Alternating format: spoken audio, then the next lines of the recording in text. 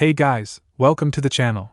As you see in the thumbnail, what if Issei got vampire power and met Zelretch after being betrayed? Before I start, please do support for more awesome content, and subscribe my channel and like this video. Go support and follow the Saber of Red for writing that awesome fanfic, and also make sure to comment on this story.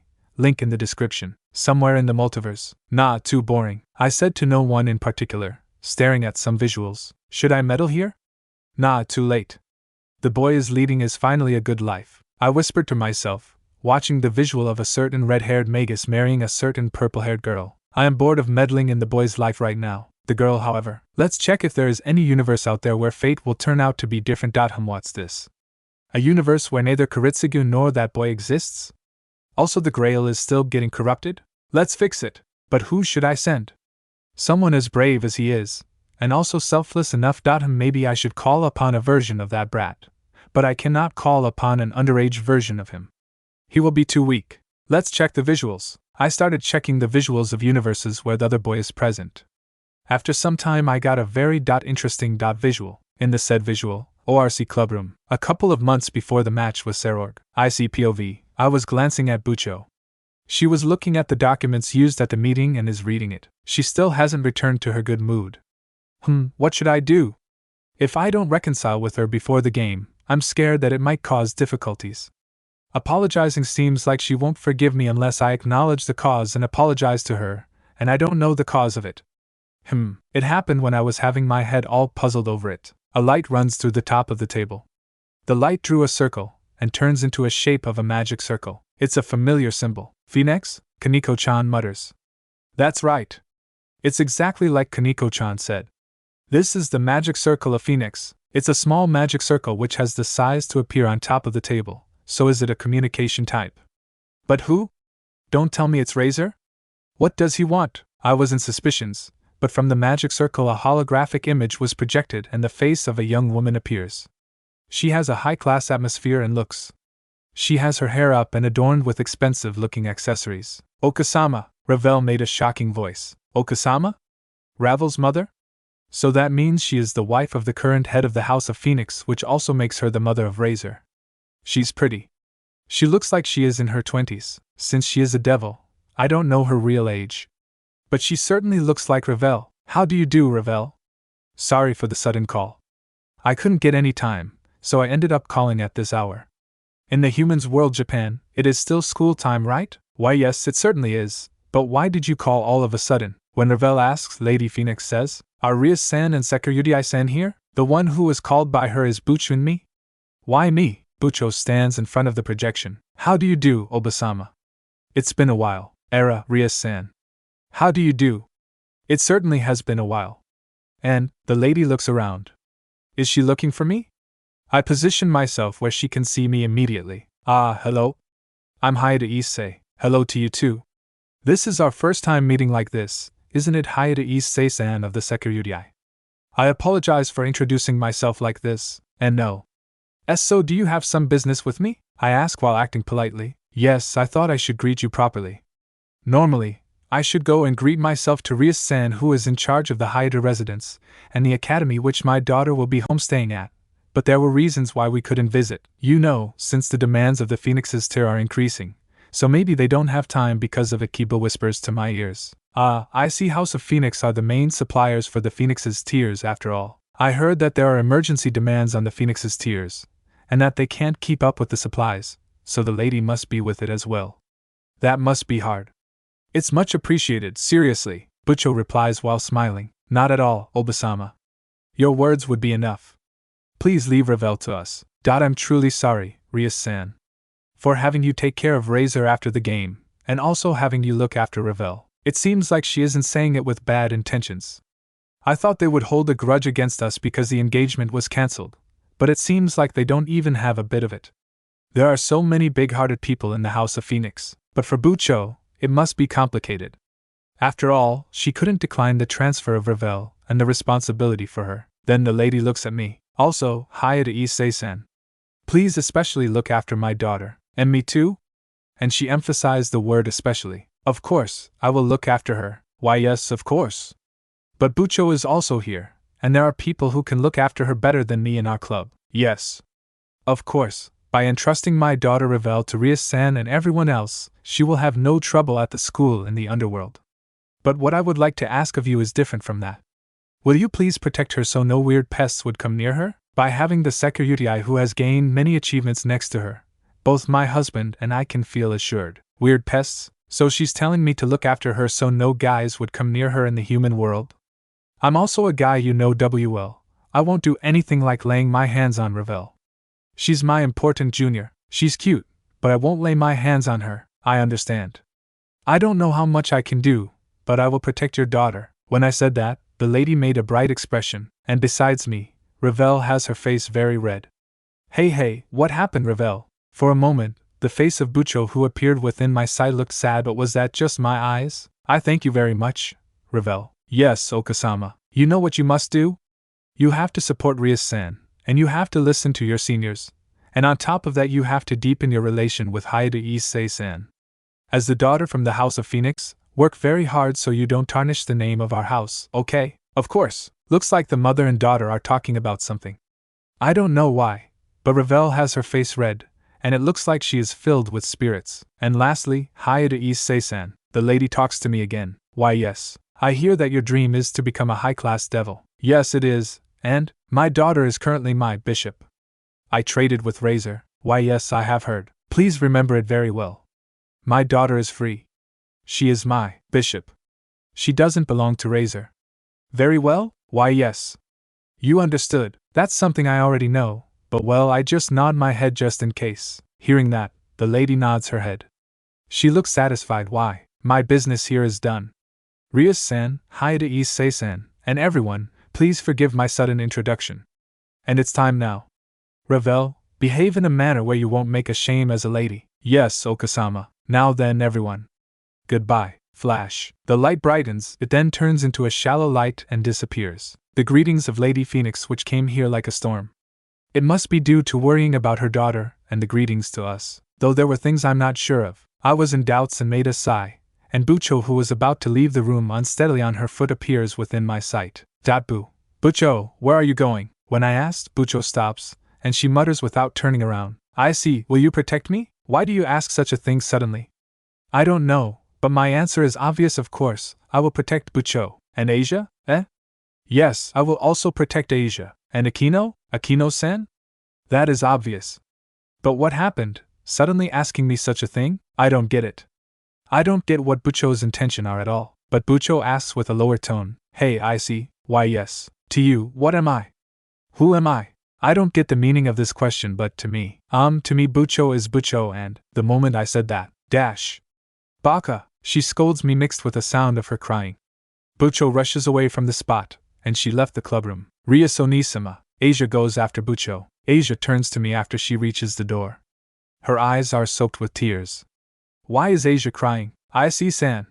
You are horrible. It's too much. Why can't you understand Onisama's feelings? Saying that, Asia goes after Bucho. Having Asia also say that to me, I just stood there dumbfounded. Wow, wait a sec. What's the meaning of this? Why is Asia also mad at me? That wasn't right, Issei-kun. Kiba makes a sigh. And not right as in what? That precisely. Geez, you are so I can understand very well what the girls are going through. Exactly. It's natural for Rias and Asia-chan to get mad. Akino-san also sounded mad. Even Akino-san. Even I, who is dense at these sorts of things, thought you were a bit off. I see. Even Zenobia looks at me with her eyes half closed. Mao. Issei-kun, sure is a no-no.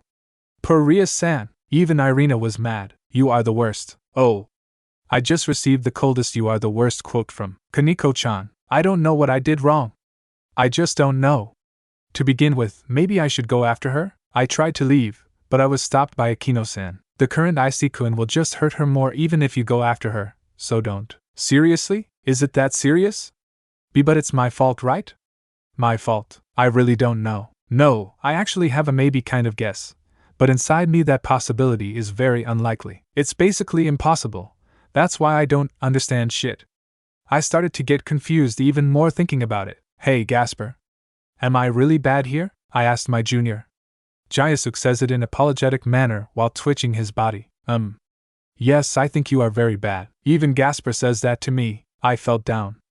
Then Ravel asks while panicking, This is my mother and my fault, right? I'm sorry, is it Ravel's fault? It seemed like Bucho tried to leave after the communication between the Phoenix mother and child. Akino-san places her hand on Ravel's shoulders. Ravel-chan doesn't have to worry about it. Ayase-kun's the most at fault here because he never tried to think about the crucial thing between Rias and himself until now. Akino-san cheers her up like that, and she started to prepare for tea after urging Ravel to sit on the sofa. It looks like I'm the biggest villain here. What am I supposed to do? POV. Ho! So they had a fight, eh? According to my knowledge, 3 of those girls will realize that something is wrong and come to help him. But it seems that none of them have realized it. If this goes on, there may be some problems on the way. Alright, I choose him. In the said universe, I see POV. After the berating I received from my club mates about my behavior, I found myself aimlessly walking through the streets of Kuo. I couldn't stand the stifling atmosphere in the clubroom any longer along with the disapproving looks from my friends. I needed some fresh air. I wanted to be alone. No matter how hard I tried though, I couldn't get the words my friends said to me out of my mind. I felt hurt, betrayed, but most importantly I felt alone. Why couldn't they understand? I had my own demons to deal with. As I thought of this, a flash of black passed through my mind. Black wings, cruel sneer on her face, mocking tone of voice. Will you die for me? I stumbled as I walked. I don't want a filthy low-class devil like you talking to me. I was grabbing onto my own face. Ahaha. Yeah, you are right. It was a very royal date. Thanks to it, I was very bored. I suddenly started to hyperventilate. I don't want a rotten brat like you calling my name. I grabbed my chest in a vain attempt to alleviate my mental anguish. Ayase-kun, please save me. This devil is trying to kill me. I love you. I love you so much. That's why. Let's defeat this devil together. I felt all the negative emotions I repressed over the last few months boil to the surface.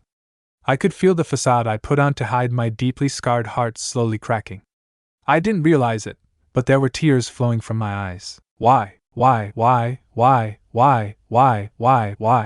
couldn't they understand? I've helped them all fight their own inner demons. I was there for them when they needed me. So why do I feel so alone right now? What did I do to deserve such treatment? Is this karma for constantly peeping on girls? For being pervert? Am I destined to be alone? To be misunderstood? Don't I deserve some help? Did they ever stop to think that maybe I am still haunted by the ghosts of my past just as they were? Am I supposed to be the guy who has to be strong for everybody while they ignore my pain? I was feeling tired. Tired of being the doormat for everyone to walk over. Even before I became a devil, people constantly looked down on me. Whether it was because I was a pervert or some other reason, I was never taken seriously. People never cared much for my feelings or thoughts. I thought I found a home with the ORC. Finally, people who cared. People who treated me with respect. But it seems, like always, I'd been deluding myself. Like how I put the circumstances of his resurrection at the back of my mind, or how Bucho and Kaicho ignored fallen angels killing in their territory. The same way I ignored the hints dropped by Mrs. Gremory about my future position. It seemed like at the end, I was a glorified trophy to be worn on the arm of the Gremory princess to be paraded to other high-class devils, the same devils who sneer at my existence. I want to hurt them. I want to don my balance breaker and show them who's inferior. I'm the Security, damn it. I'm not some prize stallion to be paraded. I felt my anger skyrocket. Once again those repressed negative emotions came bubbling to the surface and a snarl formed on my face. My body was slowly being coated in a red aura as I started losing control. I can feel my consciousness slipping. Slow fading into the abyss. It would be so easy to give up. Normal POV. Partner! A voice roared in his mind, snapping him out of his funk. His head snapped up. The voice of his partner seemingly dispelling the darkness. As he regained his bearings, he took a look around and couldn't stop the bitter smile that surfaced on his face at the location his body unconsciously took him to. The fountain at Cove Park. The place where it all began or where it all ended depending on how you look at it. You okay there, partner? The deep and ancient voice of his partner Ddraig, the Red Dragon Emperor and one of the 2 heavenly dragons, resounded throughout his mind. Issei let out a genuine smile at the concerned voice of his partner. Yeah, Ddraig, I'm okay. Sorry about worrying you, it's just some unwanted memories surfacing, said Issei with a defeated expression on his face. He hated feeling weak and helpless. I know, from what I could glean from your memories, it's the crow that's bothering you again, stated Ddraig. Yeah, no matter how hard I try, I just can't get her or her words out of my mind. Was she right about me all along? Am I really such a hopeless loser that even after defeating a god I still feel insecure about myself over the words of a weak fallen angel? Questioned Issei. It wasn't often that he shared his thoughts and feelings in such a manner, but Ddraig was his partner. He knew everything there is to know about us, even the things he didn't even know about himself. He knew he could trust his friend to help him. That thought made him smile forlornly, relying on friends to help him out. He didn't know if he could go back to the way they were. Don't beat yourself about it, partner. I mean, in the beginning you were pretty pathetic, protested Issei with an indignant look on his face. Let me finish, you moron, exclaimed an annoyed Ddraig. Okay, sheesh, don't bust your veins, said Issei. He could almost feel Draig's eyebrow, do dragons have eyebrows, twitching and tick marks appearing on his face. As I was saying, you were pretty pathetic in the beginning. You were weak and clueless to the true scope of what you were getting into. You just charged in recklessly, which isn't necessarily a bad thing as dragons are very straightforward creatures. But even though you were weak, I watched you defeat a fallen angel after only a few days of being a devil. I watched you masterfully outwit and defeat Riser Phoenix, a high-class devil who was far stronger than your king. Then I started to really pay attention. I watched you fearlessly take on Kokobil, a powerful foe who survived the Great War. I watched you battle the hacker Yuku, who is said to be the strongest to ever exist, to a standstill. A month later you achieved Balance Breaker in almost record time and defeated a god. You also sent the wielder of the true Longinus, scurrying with his eye missing and his tail between his legs. What I'm trying to say, partner, is that no matter what people have told you in the past or what they will say in the future, hold your head up high and be proud of who you are and take pride in your achievements. Stop caring about what other people think and be who you are and were meant to be. You are the Sakura. Some might call you the weakest, but I've had enough hosts to say with the utmost confidence that you are by far the best. You may not have natural talent like most, but you have something that others will never have, an indomitable will to live and to win, said Ddraig. Issei wasn't sure whether to laugh or cry, so he settled for a mixture of both. But truly, the words of his partner really touched him deeply. To hear such high praise from one of the most powerful beings to ever exist is a real boost to one's confidence, especially one as fragile as Issei. But as he thought over Draig's words, he came to realize something. He was right. For so long he so desperately sought the approval of those around him, constantly trying his hardest to please everyone, sometimes at a cost to himself. All that it has ever brought him was pain, even though it seemed others expected him to go out of his way and prove something that was already plainly obvious. If giving up your organs and almost dying on several occasions isn't good enough to prove you care deeply for someone, then I don't know what is. He was always expected to do these things, jumping through hoops like some circus monkey, but he was tired of trying to live up to everyone's expectations, trying to be a hero, trying to be the nice guy. For the first time in his life he wanted to be selfish. He wanted to do things for himself. He worked so hard at constantly trying to fix the problems of others that he ignored his own issues. Well, that won't be the case any longer. Thank you, Ddraig. You're right. I'm always concerned with what others think that I forget to just be myself and live my life to my own principles. I'm done with always going out of my way to make others happy. I'm hired to Issei, the Sakura, and I'll do whatever I want, exclaimed Issei as he stood up on the bench and punched his fist to the sky as he declared his intent, ignoring the incredulous stares the people around him were giving him. Ha, now that sounds more like my partner. So what are you going to do now? Questioned Ddraig. Issei was brought back to earth at the voice of his partner. He sat back on the bench and scratched his head. To be honest with you, Ddraig, I'm not really sure. I don't want to be around the ORC for a while. Don't get me wrong, it's not like I hate them or anything. I'm more disappointed if anything. I still consider them friends, but I doubt it will be the same as before. The bond we shared kind of fractured in that room. I won't go out of my way to make them happy anymore. I'll try to be a good friend and comrade, but it ends there. For now, though, I need to train. We have 2 months till the raiding game against Serorg, and I need to up my game if I stand any chance against him, Issei expressed thoughtfully. It was a real conundrum to him. Serorg seemed like an unmovable obstacle in his path, and his regular training just wasn't going to cut it. He could feel that he was on the brink of something, but there's a brick wall stopping him from getting to the finish line. The Bale Devil is indeed a worthy opponent. He is like you in many regards. No natural talent, but he has honed his body into a dangerous weapon.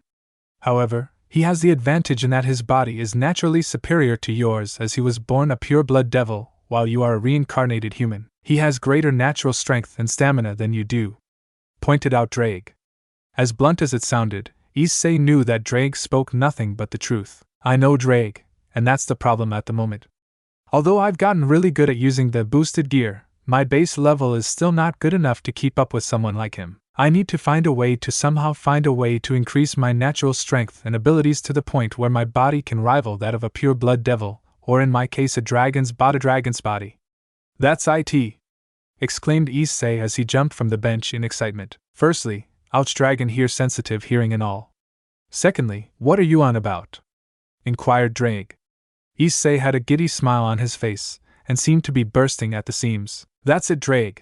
I figured out how we can boost my base level. In biology class we've been learning about the heart, and how it pumps blood throughout the entire body. So with that in mind, if we applied it to me and our situation, stated Issei as he mentally explained his plan to his partner. To say that Ddraig was surprised was an understatement. The plan Issei outlined was crazy, bordering on suicidal. You do realize that the chances of you dying is almost guaranteed, right? Ddraig pointed out shrewdly. He wasn't about to let his partner do something rash and get himself killed. But to his amazement, Issei just smiled serenely at his words. I know, Ddraig. I know better than most what you mean. However, I've put my life and my body on the line more times than I can count for the sake of others, sometimes even strangers. It's time I did the same for myself. This isn't about proving myself to Rias and the others or impressing the devils. This is about me, breaking out of the cocoon that's been crafted around me. This is about me getting rid of the metaphorical leash tied around my neck and break free and take to the skies to soar like the dragon I was meant to be. I have an opponent in front of me. He is powerful. He is worthy. I think we should let him be the first in a long line of people to experience the full might of not Hayate Issei, the pawn of Rias Gremory, but Hayate Issei, the unstoppable Sakura. Besides, if you think I'm going to die a virgin, you must be out of your ing mind, exclaimed Issei. While he started his monologue with a cool expression on his face, he ended it with a perverted leer. Ddraig couldn't help the momentary deadpan expression on his face before he broke out into chuckles. There truly isn't a boring moment with you around, partner. Very well, I, Ddraig the Red Dragon Emperor, will aid you on this quest till the end, if it comes to that, stated Ddraig proudly as he understood his partner's resolve.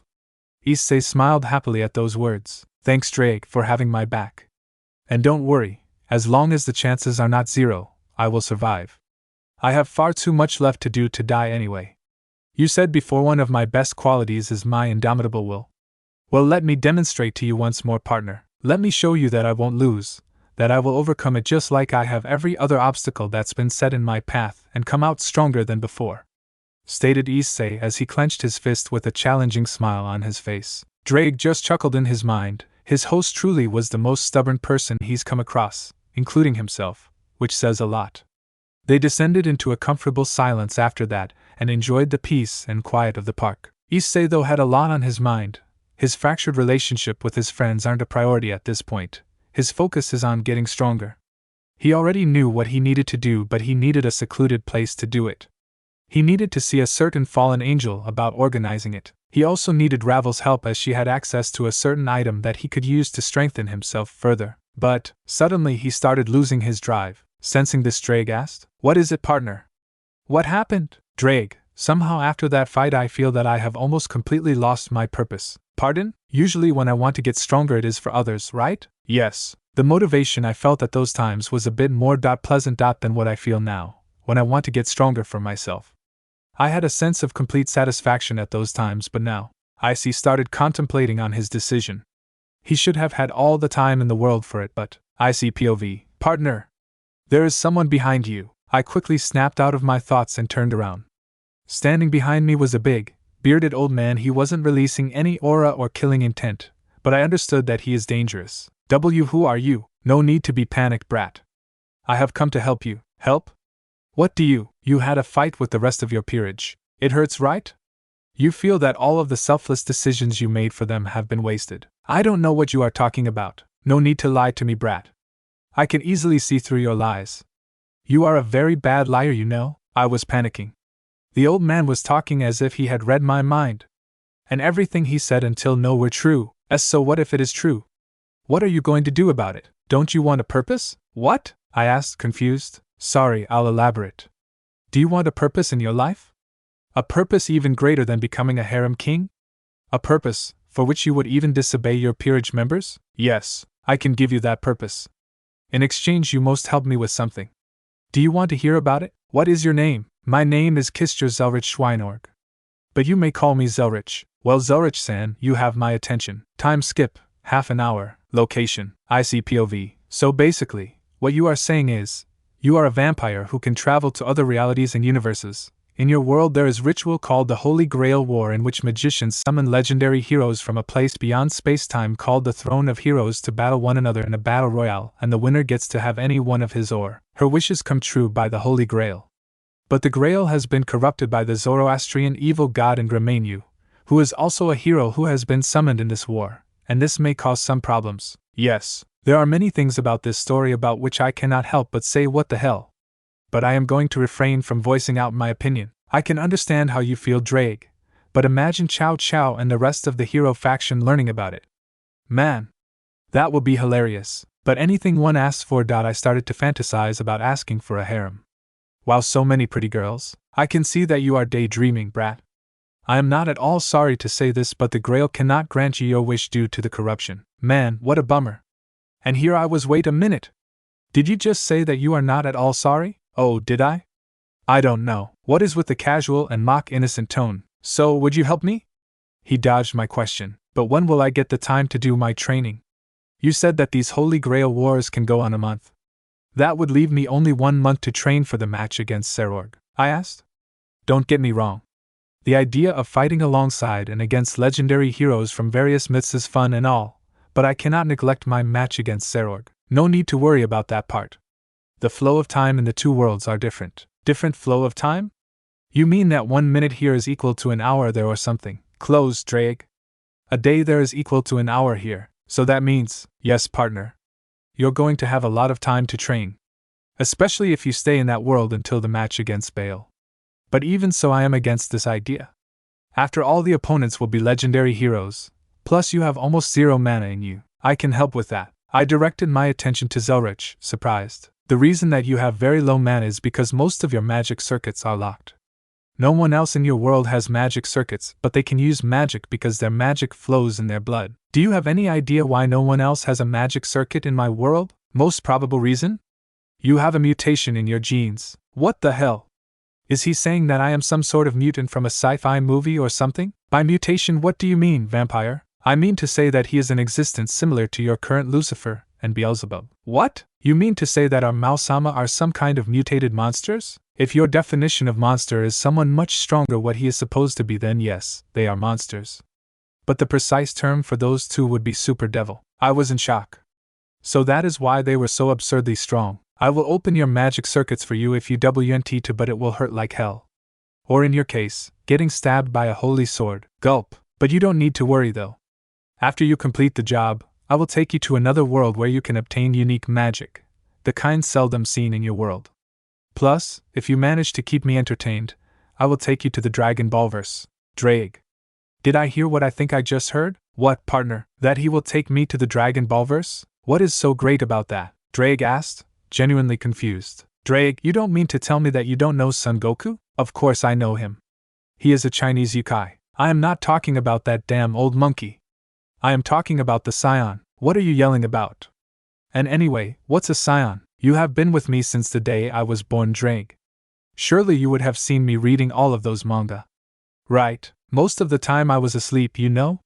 Anyway, what is so great about this Dragon Ballverse? Well, in short, it is filled with world and universe destruction level beings. There are 3 sets of 7 relics known as Dragon Balls with which you can have any wish of ours come true, including true immortality. And most importantly, even Great Red would be a mere child in their eyes in terms of power. No! Absolutely not. You are not going to such a place. Do you have a death wish, partner? Ddraig rejected the idea. Why, Ddraig? Why? Why must you be the one to shatter my dreams? No need to worry, Ddraig. I will speak to that lazy god of destruction and have him and his attendant train the brat. Zelretch Issei. You are the best vampire in the whole world. Thank you. Who is this god of destruction you are talking about? Shiva? No, Ddraig, I replied with a smile. It is someone far worse. Now I am scared. Don't worry, Ddraig. If the brat goes there and train under those two, he will become that you will ever have, past, present, or future. Then I guess I can allow it. Since Ddraig allowed it, I suppose it is okay to go. Splendid. But before that, the old man started rummaging inside his coat. What is he looking for? Ah. Found it. He took out a card? I inspected the card. It had the picture of a knight on it. The knight looked absolutely awesome and majestic, standing tall with his sword drawn out and pointing high into the sky. Before you go, you must make this card a part of your body. A part of my body?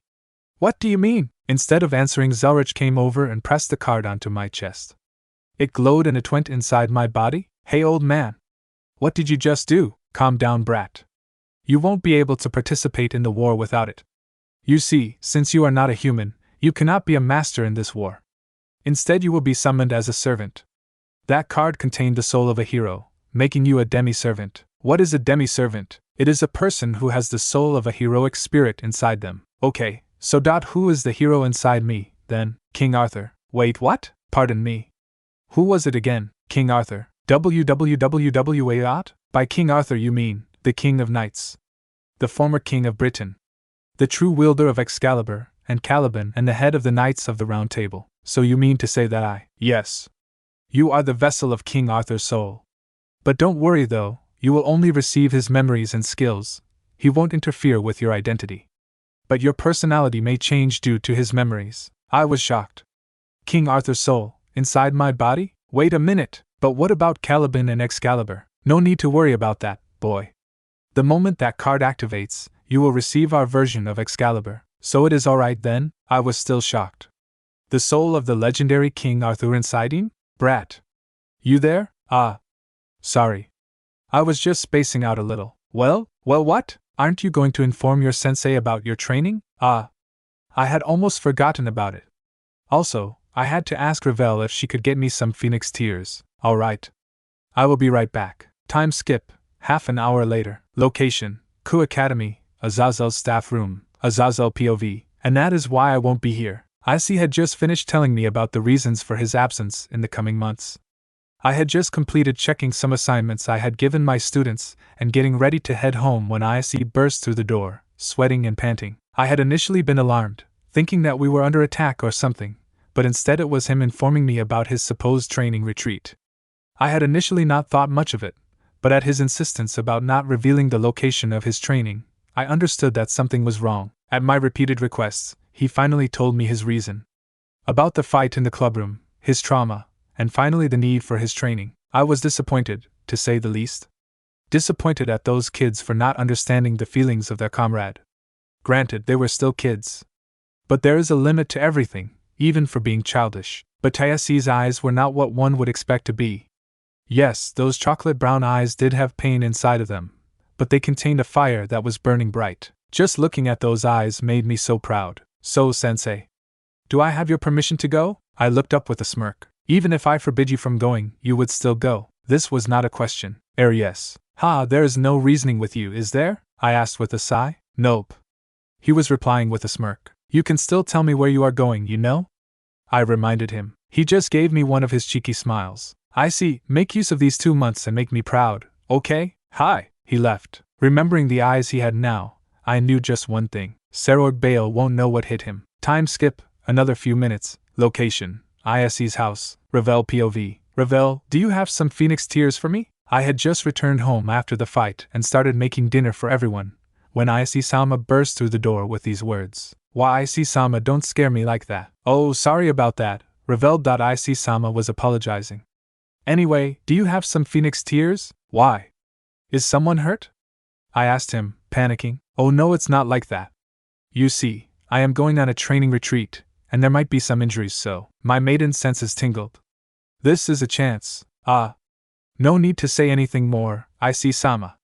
I don't have any right now, but if can wait a little I can make some myself. Please do. I immediately dashed to my room. Time skip, 1 hour later. Ravel POV. Issei-sama here. I gave Issei-sama 3 bottles of phoenix tears. Making them was hard, especially since they required tears without emotions and ordinary tears were useless. Sorry for making you do this, Ravel. I know it was hard, and no need to worry about it, Issei-sama. It was nothing. Still, sorry, Ravel. Issei-sama still apologized. Anyway, I am leaving. Thanks, Ravel. Wait.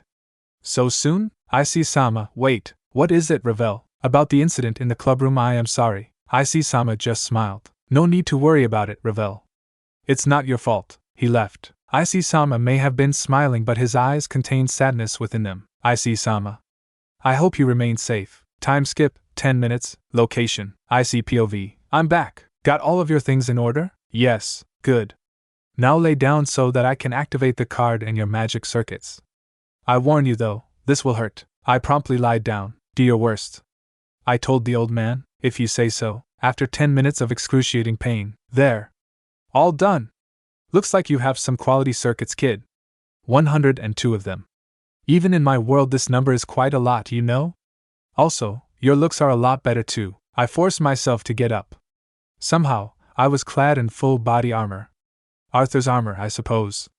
There was even a sword buckled to my side. Even when sheathed, it gave out an enormous holy aura. Gah! Ddraig. Status report. This vampire appears to have been telling the truth, partner. Your current magical reserves are comparable to that of an ultimate class devils by yourself.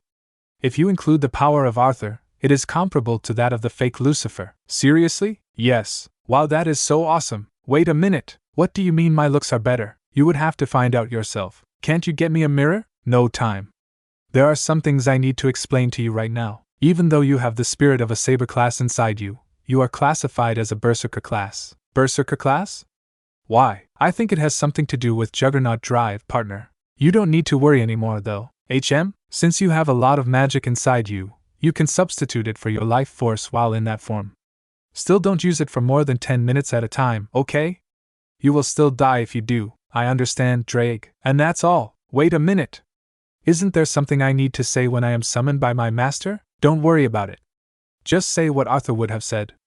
Well, off you go. My vision was dyed in white. Location, Korea Mata Residence, Korea POV. It is complete, I said to myself, looking at the glowing summoning circle. With the help of the servant who will arrive, I shall help my niece. With this, she will finally be able to lead a happy life. A life away from my brother and his family. It is specifically for that purpose I summoned a Berserker class servant. Now all that remains to be seen is that who will come out. The light died down. In the middle of the circle knelt a young boy. A remarkably handsome young boy with brown hair with blonde stripes along his bangs, and was clad in blue and silver body armor. He lifted his face and opened his eyes.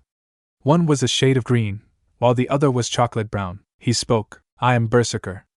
A servant who will protect you, protect the world. Korea Mata's residence, IC POV. I am Berserker, a servant who will protect you, protect the world. I said the customary greeting while kneeling in front of my so-called master. But his appearance wasn't quite like what I expected. I had imagined an eccentric old man, thin and eccentric even in his looks. But the person in front of me looked downright breakable. He had a sickly pale complexion, most probably brought on by constant deterioration of his health. On certain parts of his face, veins were protruding and he was blind in one eye. Half his limbs were distorted and he was limping. Personally, I would compare his physical appearance to that of a cancer patient. Ddraig, what the hell is wrong with this man? Partner, it looks like some sort of bug is eating him inside out. I am not in a mood for jokes, Ddraig. I need the correct answer. That is what I gave you, partner. It appears that there are some worm-like bugs inside of him. These bugs are eating all of his tissues and organs, especially his brain, in exchange for giving him more magical power. He seems to be quite a desperate to win the Grail, especially since some of these bugs are not even a few days old. Holy crap, then he must have some great wish. Even I wouldn't have done something like that to become a harem king. Well, why don't you try asking him about his wish? Good idea, Ddraig. Korea POV. The servant in front of me looked quite surprised. What is he so surprised about? Wait a minute. How can he be surprised? He is a Berserker class servant. He shouldn't be even able to think rationally, let alone be surprised. Who is he? What is your true identity, Berserker? I asked. Instead of replying, he just looked at me in the eyes and asked, what is your wish, master? My wish? What do you mean? Your wish to the Holy Grail. I don't have a wish. I just want to give it my brother in exchange for him letting his adopted daughter return to her real family. Why? Is she unhappy at his home? Ha ha. Ah ha ha ha ha. Unhappy? You can't even imagine what she is going through. I couldn't hold in my laughter. Unhappy? She is downright broken. But Berserker's eyes quickly hardened. Tell me more. A few minutes of explanations later, and that is why I decided to participate in the Holy Grail War and summon a Berserker class. I had just finished explaining my reasons for joining the war. Berserker had listened attentively this whole time. During it, his face had undergone a myriad of different emotions. It started with curiosity and interest, then it changed to shock and disbelief, and in the end, had turned into downright disgust, hatred, and fury. Was it just my imagination, or did his eyes glow green at the description of the methods of the Matu family? That is my story. Now tell me, Berserker. What is your true identity, and what is your wish? Instead of answering, he briefly disappeared and reappeared right next to me. Why is my consciousness suddenly fading? My name is Ddraig, and I am the Red Dragon Emperor.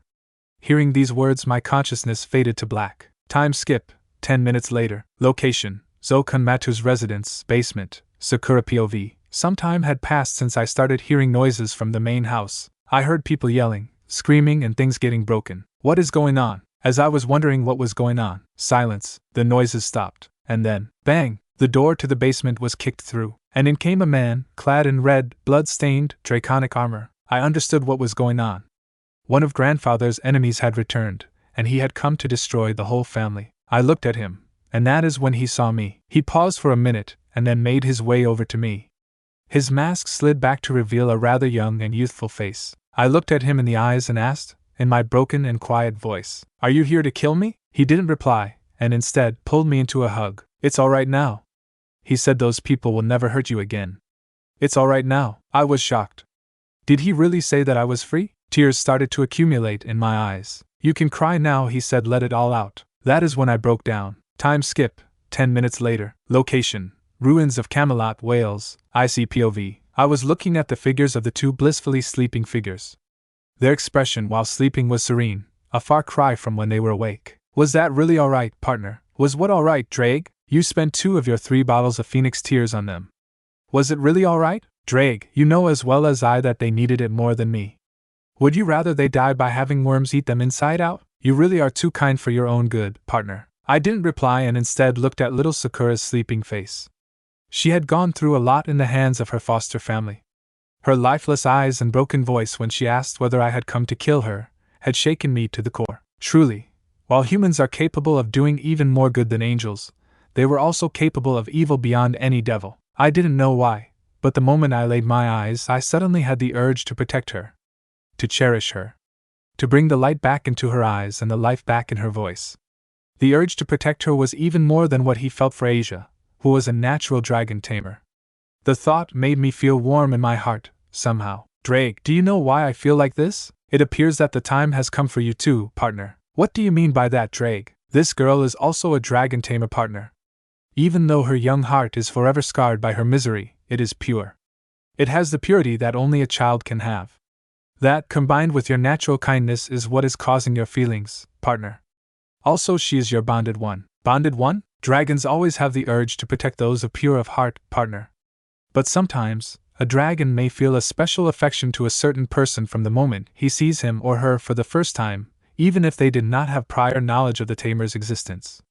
That special person, for a dragon, is their bonded one. The urge of a dragon to protect his or her bonded one never diminishes, no matter how much the bonded one changes or hurts them. Then, what is the common relationship that a bonded pair share? Most commonly, they have the relationship of a parent and its child. So that means I am seeing Sakura as my child? My daughter? Exactly, partner. A daughter, huh? I can live with that. I am only 17 years and a virgin to boot, yet I am feeling like a father. But it somehow feels good, this warmth. Congratulations on becoming a father, partner, I vaguely heard Ddraig's voice. Becoming a father was a huge responsibility. Especially if it is someone like me, who is actively involved in the supernatural world. I finally understood why Serzex-sama is the strongest among the current Mao. If he was not strong enough, he wouldn't be able to protect little Millie Cass. It once again reinforced my drive to become even stronger, and then, I finally felt like I found it. My purpose. My drive in life. For the sake of my daughter, I shall become strong. I made my way over to Sakura's bed and gently stroked her hair. Thanks, Ddraig. Anyway, are you ready to help me with my plan? Okay, partner. Let's do this. I nodded and extracted the contents of the remaining vial of Phoenix Tears with a large syringe. I laid on the ground next to Sakura's bed and placed the needle just above the left side of my chest and took in a deep breath and know about all that has happened in the last few months, from Rainier to becoming a devil, saving Asia and defeating Riser, attaining Balance Breaker, the Juggernaut Drive, defeating a god, and by some twist of fate, got King Arthur's soul inside me. But most importantly, I got a daughter. I really had come a long way from being a hopeless loser at school to the powerful Sakura I am today. I finally had confidence in myself to be free of expectations and opinions of those who thought I needed control. I was finally my own man. I thought about all the people who helped me along the way and was thankful from the ORC to Azazel, Tananasan, Valley, Kuroka, and Ravel. I was ready to say goodbye to this chapter of my life. Goodbye to the ghost of Rainier, and goodbye to being the naive and gullible pervert. I was ready to begin the next stage of my life. I was ready to take control of my own destiny. I'm ready, Ddraig. This day marks the rebirth of Issei.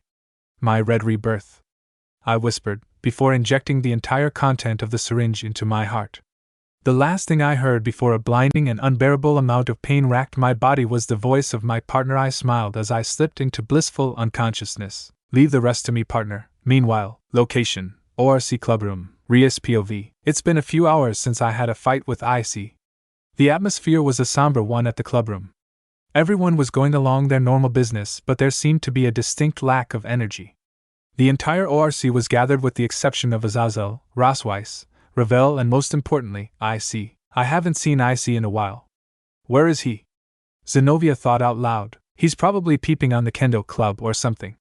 Ah, what a tragedy. The childhood friend of an angel has fallen to such depravity. But don't worry, Issei-kun, I will save you! Exclaimed Irina as she put her hands together and prayed to the heavens as her friends just looked at her with a deadpan look. Our thoughts turned to our favorite pawn. Everyone had their own thoughts on the matter, but I was just sitting at my desk, desolate. Igno hated seeing me, her master and best friend, looking so depressed. Cheer up, Rias. I'm sure Issei-kun will come around soon enough. Just give it time. Akino tried to comfort me with a smile on her face. Akino-san is right, Rias-onisama. Issei-sen will definitely come around, exclaimed Asia exuberantly. I just smiled softly at her. Asia is right, Rias-san. Issei-kun can be dense as a brick. Even more so than Zenobia, stated Irina, while Zenobia wore a sour expression on her face. So you have a lot of support here, Rias. You just need to be a little more straightforward with him. That's how Rainier got him to go on a date with her. Chuckled Akino. I suppose that is true, but wait a minute. Oh no, Rainier, I shouted with a growing sense of realization. Hi-ya, what's going on? Whimpered Gasper as he crawled back into his box. What happened, Rias? I just realized something. What is it? The reason Issei never understood my feelings for him was because I didn't reply and just bolted out of the room. Oh please. Please let it not be true. I prayed, ignoring the migraine I had brought on by praying, while making my way towards my and Issei's house. Back at the ORC clubroom, normal POV. Ano, can someone please explain what's going on? Who is this Rainier you guys was talking about? Inquired Irina with Zenobia, Gasper, and looking on curiously. Akino took the time to explain the circumstances behind Issei's and Rainier's relationship to the point where she brutally murdered him. The more she told, the more she herself understood what the problem was and started crying. Not only her, but Asia, Kiba, and Kaneko also understood what the problem was. To say the others were horrified was an understatement. To think that the perverted pawn who always smiled for everyone had such a traumatic incident happen to him, and only a few months ago at that. Zenobia and Irina suddenly felt horrible about their behavior towards their friend/love interest. They needed to apologize as quickly as possible. Per Issei-senpai. And we ganged up on him before. Whimpered Gasper sadly with tears in his eyes. That snapped everyone to attention. They suddenly felt disgusted at their earlier behavior, but also extreme worry for their lovable pawn who has been missing since. They started to have a very bad premonition occur to them concerning their behavior towards their friend/love interest. Akino was the first to snap into action. Issei-kun! She exclaimed with worry. What had she done? How could she be so selfish and uncaring towards the man she loves? The man who helped her to bond again with her father. She needed to find Issei. She needed to apologize and beg for his forgiveness. These were the thoughts running through her mind. Similar thoughts ran through the minds of everyone else, as she prepared the transport magic circle with tears running down her face. Flash. After a red flash, the ORC found themselves in the basement of the Hayada residence. They immediately ran to the living room as fast as they could. Rias had also reached home by that point of time. Issei, cried Rias as she ran only to come to a screeching halt as spotted a nonchalant Azazel sipping on some tea and a nervous-looking Ravel sitting next to him. She immediately questioned him. Azazel, what are you doing here? Never mind that, have you seen Issei? Cried Rias hysterically. The members of the ORC behind her nodding in agreement with grim faces. Azazel put down his tea and looked at them with a blank look on his face that unnerved them and spoke the words that shattered them. Issei is gone, he said with a monotone voice. What? Exclaimed the ORC with Rias and Aquino looking stricken as the news, while Asia just cried to herself. It felt as if the whole world was crumbling around them. The only thought on their minds was to find Issei as soon as possible. The tension in the room was thick enough to cut with a knife. The members of the ORC were stunned to silence. They were horrified by the thought that Issei may have become a stray devil. More so, if he strayed because of the way they treated him. The worst-case scenarios were going through their minds at a rapid pace. Some were tame, some were horrifically fatal.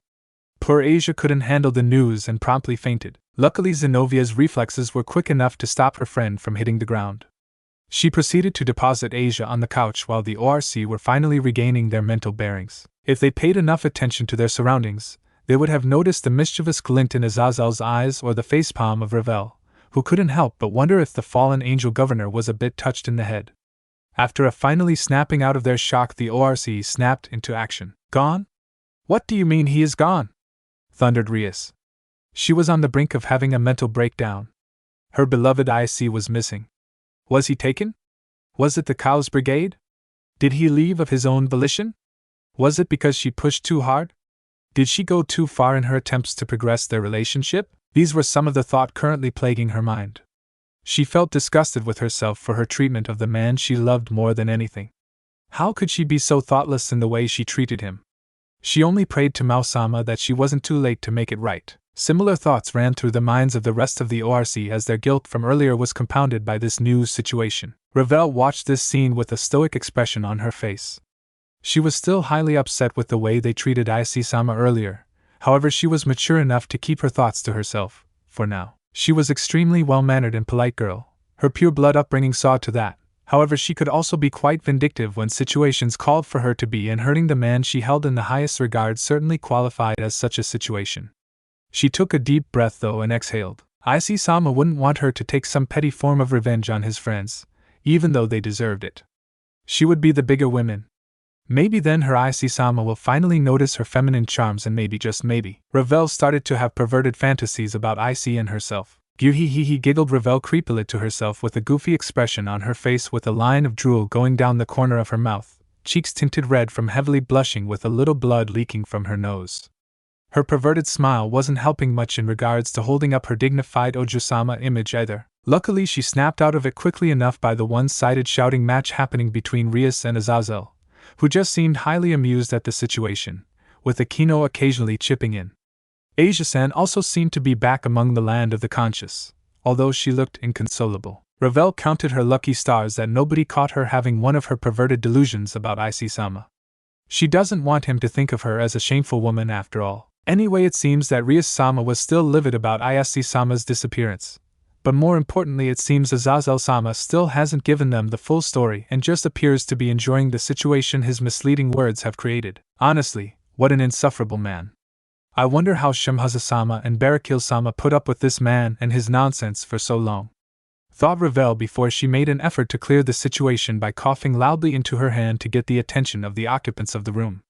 She succeeded, as all eyes were on her now, looking as dignified and elegant as ever. A striking contrast from her earlier perverted expression, she took the floor. I think there has been a misunderstanding.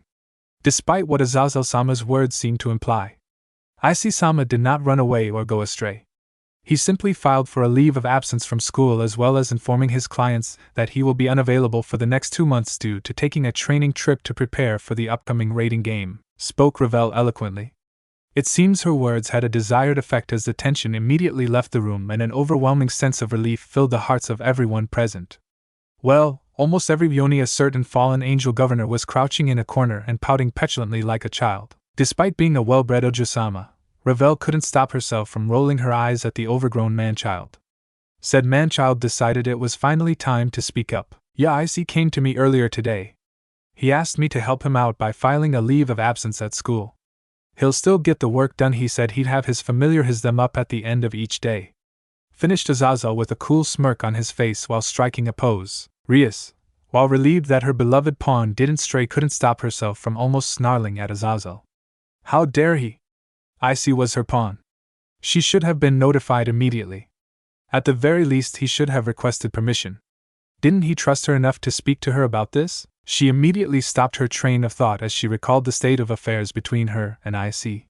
Did he feel that he needed to get away from her? She felt her heart break at the thought. She loves Issei more than anything, but with the way things were and the things that were said, their potential relationship seems to be even further away from her. She cursed herself for being so rash and petulant in her reactions to him, and trying to pressure him into confessing. For one of the first times in her life, she felt a deep pang of regret. While these issues were important in her mind, she needed to get back to the crux of the matter and find out just why Azazel thought it a good idea to allow her pawn to leave without consulting her. And why, Azazel, did you think it was a good idea to allow Issei to leave without my permission?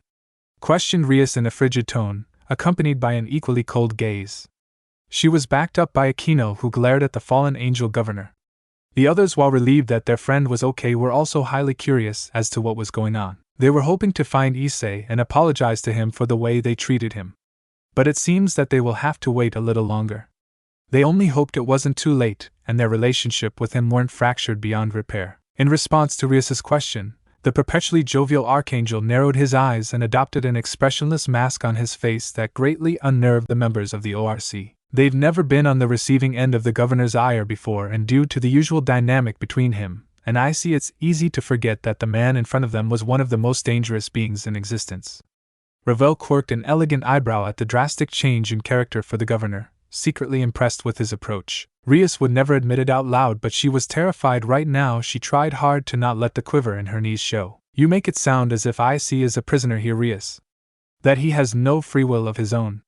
Is that the case? Questioned Azazel with a steely tone in his voice. He was giving off an extremely oppressive aura to those around him that made them start sweating. Rias faltered in her indignant anger at the situation and widened her eyes at the question. How could he say such a thing? Is that why Issei left without telling her? Because he felt she wouldn't let him go otherwise. Of course not, Azazel. Rias spluttered. I was just concerned about him, and as his king I don't want anything happening to him, she added. It was the truth to some extent. She knew how close Issei and Azazel were and wasn't too keen on telling him about the altercation that happened earlier today. She knew for sure that it would not end well for her, at least. Azazel just stared at her with scrutinizing expression on his face that made her feel like an ant under a magnifying glass. She felt as though her entire soul was being laid bare before this man, and she didn't like this feeling at all. After a few seconds, that actually felt like a lifetime to her, he finally broke out into his usual goofy laugh, and Rias, as well as the ORC, released the breath they didn't realize they were holding at having his ire directed away from them. What they didn't realize was that Issei already briefed Azazel on everything that happened earlier. Flashback. Azazel just sat in silence as he digested everything Issei just told him about what happened. He was severely disappointed in the behavior of the ORC, especially Aquino. He's been around long enough though to know that sometimes things like this happened. They were still young and prone to make mistakes. He would never admit this out loud, but he has a soft spot for the lovable pervert. He's never had any children of his own, so he couldn't help but look to this generation's heavenly dragons, whom he had a direct role in guiding and training them, as a surrogate family. He was surprised though at how calmly Issei was taking it, especially considering what an emotionally driven person he is. There's also the fact that he's a dragon. He should be counting his lucky stars that he doesn't have an emotionally distraught Sakura rampaging around Ko. Finally coming back to the current conversation, he looked at the solemn Issei and couldn't help but ask, Are you doing okay, Issei? Azazel questioned softly.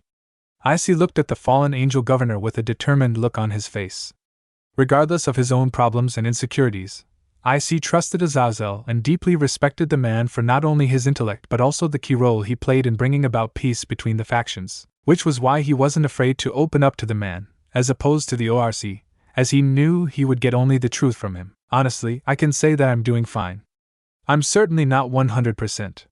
It hurts, you know. The words that were said, and in some cases weren't said. I don't hate them for what happened, but in my heart I can't help but resent them a little. Not to the point of hurting them, but just to the point that my guard will always be up around them. I know I promised you I'd take care of Akino-san, but it doesn't look like I'd be able to keep that promise. I'll try my best to protect her on the battlefield and offer it as a favor to you, but that's as far as it goes. I have my own path to walk, and I plan to take that first step by myself. For too long have I dallied about in mediocrity instead of rising to the top as I know I can. That's why I need to get away for a while. I'm on the brink of something. I can feel it. Call it the next stage to my evolution, if you will. I'm going to be leaving either way, but I'd prefer if I had your support. These were the resolute words spoken by Issei. Looking into the young man's eyes and seeing his determination, Azazel knew he wasn't going to be winning this argument, not that he wanted to either. He agreed with Issei in that a young man with such potential should go the extra mile to cross over that final hurdle standing in their way, the difference between being good and being great. So he decided to let Issei go. Flashback and back to the conversation at hand. Azazel just finished his chuckles before giving his reasons to the ORC. You don't have to worry about Issei. He's strong enough to take care of himself. I'm sure you realize that he surpassed you and everyone in your peerage a long time ago. He also spent a month on a secluded mountain being harassed by a dragon king, so he's used to this kind of situation. He's on the verge of evolving in terms of his power. His aura feels more focused and driven. He's going to the next level, and I'm not too sure if Serorg Bale will be ready for the unstoppable force of nature that's going to run straight into him at the raiding game, said Azazel with a smirk on his face.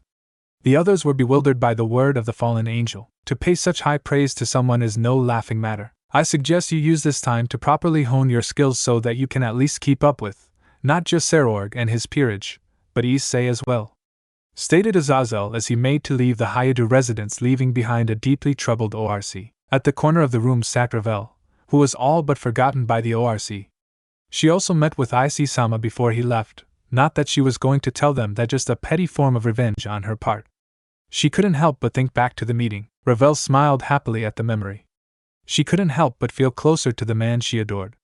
Plus, with the situation as is with Rias and the ORC, she finally had a chance to win his heart for herself. She might be a kind and sweet girl normally, but she is also a woman in love, and she plans to use every advantage she gets to be number one in Issei-sama's heart.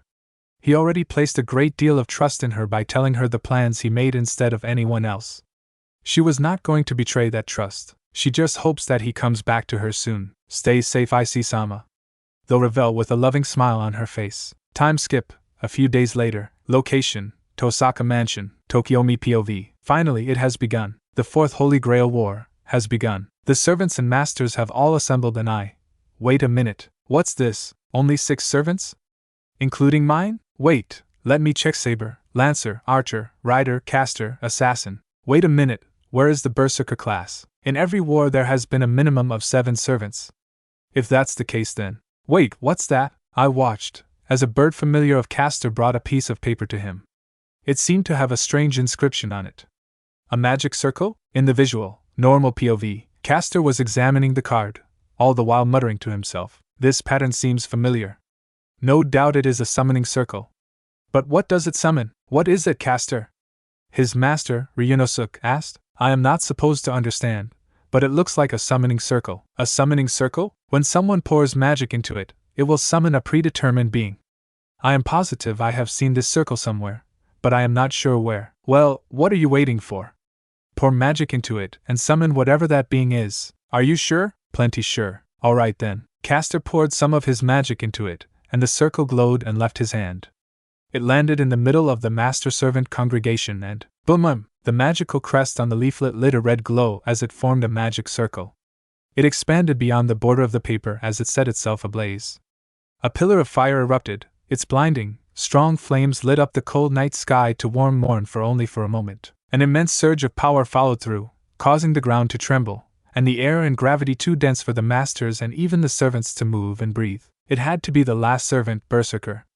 There was no doubt in everyone's mind as the burning pillar died out, the ground settled, and the density of the atmosphere had alleviated itself to become easier to budge and breathe.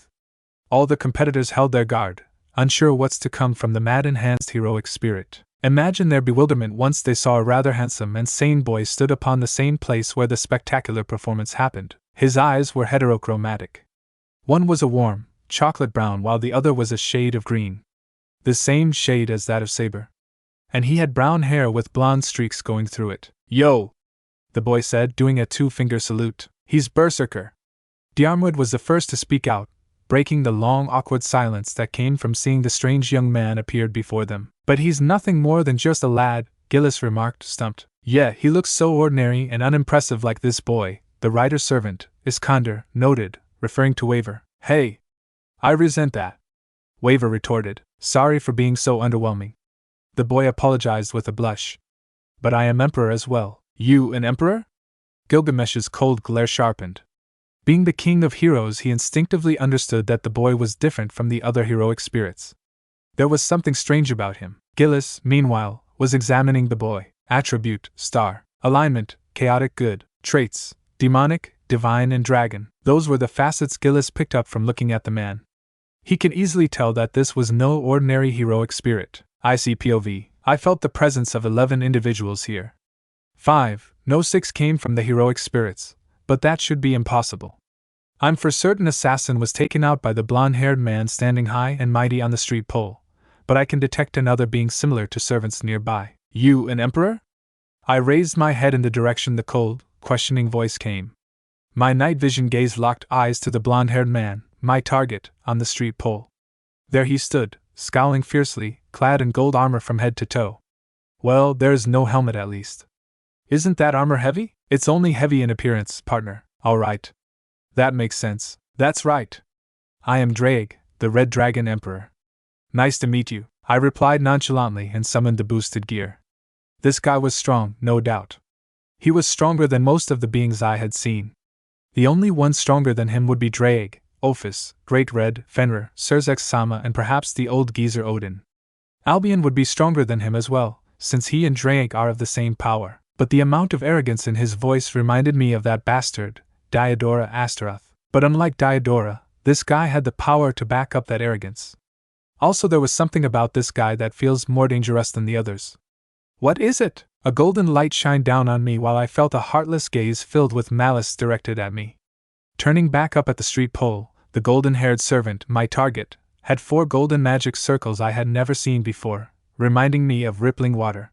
Realizing it too late, I became tethered down by magical chains of golden light. I bit my lip, restraining myself from screaming at the pain of dense power of light and divinity of the chains sinking into my body, which incinerated parts of my armor and burned on my flesh. How dare you, Mongrel Archer barked, grinning his teeth. Not only you trespass to my domain like the invasive parasite you are, but you dare speak to me in such a disrespectful way? May your death provide me a modicum of entertainment. As golden beams of light fired down at me, my last thoughts were, ah shit. Artoria's voice had yet returned. She observed the events unfold, conflicted.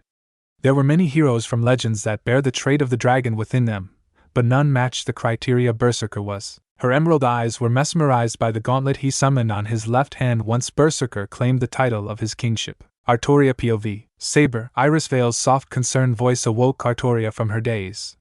The King of Knights looked down at her white-haired friend as she leaned close toward Saber. That's right, Artoria gave Iris Vale an assuring smile, comforting her that she had everything under control. Knowing Berserker's identity wasn't the issue. Surviving tonight's affray was. If the 2 servants managed to see tomorrow, Artoria would love to know more about Berserker and his connection to Red Dragon if their paths were to cross. Not only you trespass to my domain like the invasive parasite you are, but you dare speak to me in such a disrespectful way? May your death provide me a modicum of entertainment. Artoria swiftly looked back at Berserker's direction right as Gilgamesh fired his noble phantasm down at his confided prey. A flash of golden prana showered down on the concrete road, disintegrating everything into smithereens. Everyone shielded their eyes from either the blinding light or the thick clouds of smoke caused by the explosion that gushed through them. Berserker was chained down and defenseless when Gilgamesh launched his attack. No one in his position could survive such attack, but Artoria knew he did. Before the blast struck him down, Artoria heard something coming out from his gauntlet. Those words were Welsh Dragon Balance Breaker. The entire warehouse became buried in a field of smoke. Among the dark clouds, multiple small green lights pierced through the destiny of the smog, becoming the beacon for everyone's eyes and an indicator of Berserker's survival. Another gush of wind blew through the warehouse, sweeping the smoke away, giving everyone a clear view of what has happened to Berserker. The Red Dragon Emperor continued to stand tall unscathed and no longer bound by Gilgamesh's golden magical chains. His body donned a set of red medieval armor with multiple emerald orbs oriented on his arms and legs and one large one on his chest. His face hidden underneath a red helmet that resembled the shape of a dragon. ICPOV. I managed to activate my balance breaker in the nick of time before the blast of prana had a chance to strike me down. I broke through the chains once my armor materialized, and without prioritizing the next course of action thoroughly, I quickly countered back by firing a barrage of dragon shots. There was no time to either navigate them or increase their strength and durability with the boosted gear, since Archer's attack already was closing in on me. Some of it managed to break through space between the multiple dragon shots and not get itself caught in the explosion once the two attacks overlapped one another. Luckily, though, it went around me and struck the road instead. Spreading my dragon wings, I blew the smoke away with a single flap. They were quickly retracted back to my armor after clearing the field. I watched the expressions my opponents had once I activated my balance breaker. It was a mixture of awe, confusion, excited, stoic, and terror. Archer remained unhinged, no, rather more annoyed as his dagger eyes pierced through my soul. That was a close one, partner, Ddraig said inside my mind. If the one observing everyone here is assassin, you would have been the first participant out. Tell me about it, I said under my breath, while regenerating. I'm facing off the real heroes from epics and myths, and they're nothing like the ones I face in my world. The atmosphere around them is much more serious than that of the hero faction, obviously. But don't forget, we're in a world not of our own. Ddraig reminded me. It doesn't matter if these so-called heroes shared the same origin and namesake as the heroes of our worlds. They possess different power and abilities none of the heroes in our world share. However, I might have figured out the blonde king's real identity. Really? I blinked in surprise. It's just a hunch, Ddraig admitted. But I was able to analyze his mana from his chains he restrained us in. This man is a demigod, a descendant of man and god, but his biology is more god than man. Judging by this and his attire, his real identity is normal POV. The mongrel survived. Gilgamesh clicked his tongue in contempt. Berserker managed to break free and evade his attack faster than the King of Heroes predicted. His holier-than-thou eyes witnessed everything from Berserker's transformation and breaking his magical chains in a barbaric manner to retaliating against Gilgamesh's assault with one of his one. Gilgamesh readied himself to draw out more of his wands out to finish Berserker off, but stopped as Berserker spoke out for everyone to hear. You almost had me there, O great King of Uruk, Gilgamesh. The King of Heroes' eyes widened only for a second, realizing the outsider figured out his identity instantly. The burning hate he harbored for Berserker flared up, frustrated that the outsider discerned his identity first before any of the lesser beings and fake kings of his world did. Did he call him Gilgamesh? Waver spoke out from the carriage, his mouth gaping from the revelation. The other masters and some of the shared the same reaction as the master of Rider. A trickle of sweat ran down on Iris Vale's head, her mind racing as she reprioritized her strategy. Kenneth slammed his fist into one of the containers, cursing profanities at the Tosaka household for summoning a heroic spirit far superior to his own. Location: Tosaka Mansion. Normal POV. Tokiomi, back at his mansion, rose from his stool, distraught. Anxiety's cold touch slithered down his spine as foreboding and uncertainty clouded his mind. The probability of the other masters and heroic spirits knowing Gilgamesh's identity was low. Even if they did discover it, Tokiomi assumed it is only late in the game. However, Berserker managed to figure it out in a blink of an eye. Soon the other masters will come after him for being the biggest threat to either eliminate Gilgamesh from the war or recruit him once they had disposed of Tokiomi. Wait a minute, Tokiomi muttered, sensing something was off. The manner he arrived was rather peculiar, as he arrived through the use of a magical flyer rather than materializing from his spiritual form, and there was also the issue he hadn't gone insane by the mad enhancement. While there had been cases where a Berserker servant won't lose their insanity from having mad enhancement, Tokiomi knew in his heart and mind that this Berserker doesn't possess such skill. Then Berserker's master crossed his mind. With everyone being at the warehouse, it wasn't hard to figure which partnership between the masters and heroic spirits. He and Kirai respectively had the Hassan the 100 Personas and Gilgamesh as their servants, representing the assassin and archer in the war. The Saber belonged to the Einsburn, Kenneth had the Lancer fighting for his corner, the Master of Rider stood in the chariot with his master, and the caster servant and his master arrived after the three founding families summoned their own. Oh, Korea! Tokiomi sat back down on his stool and put his hand on his throbbing forehead. What in God's name have you done? Korea Mata was the former heir to the Mata family and good friend to Tokiomi's wife, Aoi. According to his wife and the current head of the Matas, Zoken, Korea was the only one in his family to be born with magical circuits, but gave up a life of being a mage and walked out on his declining family, leaving no proper heir to take over the family. He returned just recently to participate in the war after learning that the Mata had adopted Tokiomi's daughter into their household. Tokiomi had assassin to keep an eye on him and his servant on the night he summoned him, but the Hassan arrived at the site of a burning mansion.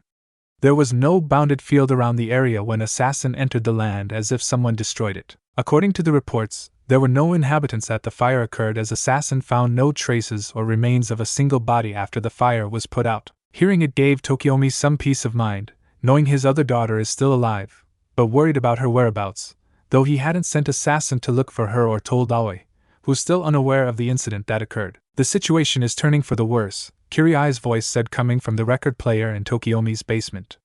Gilgamesh is getting riled up. If this continues, Gilgamesh might open the gate of Babylon even further and wipe everyone there. What are your orders, master? Tokiomi stared down his command spells, conflicted on what to do. If Berserker hadn't blabbed out Castor's name, Tokiomi spent no time using a command spell to reclaim his servant before things escalate any worse in their favor. He probably will need to use one, but not just yet. With all the partakers of the Holy Grail War gathered in one place, Tokiomi distinguished everyone's identity. All but one. Berserker's identity remained a mystery. He had never heard of a hero known as Ddraig. His appearance, noble phantasm, or his emperor's title gave no hints to his real name. Tokiomi won't let his servant's identity go out in vain. If Gilgamesh can get Berserker to reveal his real name soon, then tonight won't be a total loss. Location of the battle, ICPOV. Judging by your reaction, I reckon I hit the bullseye, I concluded, retracting my helmet to show my smiling face. What's wrong, Gilgamesh? Cat caught your tongue. Hold thou tongue, mongrel! Gilgamesh hissed back. More of those magical golden portals from before appeared around the golden-haired king, each one armed with their own unique weapons. How dare you sully my name with that foul mouth of yours? I offered you a swift and painless death out of my world, but I see you desire to perish in the slowest horrendous way possible. Sorry, Blondie, I said, having my helmet back on. That's not going to happen. I have a contract to fulfill and a job to do. Boost. Boost. Boost. Boost. Boost. All the green gems on my body lit up as my power level increased by 32 times than normal. My increased power level didn't go undetected by the others from the bewildered gazes that fell upon me. I paid no attention as Gilgamesh conjured his swords to fire at once, this time launching a horde of magical bullets down at me. Mimicking him, I created multiple dragon shots in both my hands and lashed them all out in two separate waves. I maneuvered the first wave to intercept the bullets. Their head-on collision exploded like fireworks. Gold and red particles scattered through the air in the cloud of smoke containing them. Using the smoke for a cover, I sent out the second wave of dragon shots and directed them at Gilgamesh and his arsenal. My opponent grimaced, fleeing off the top of the street light before my dragon shots struck it down along with his wands.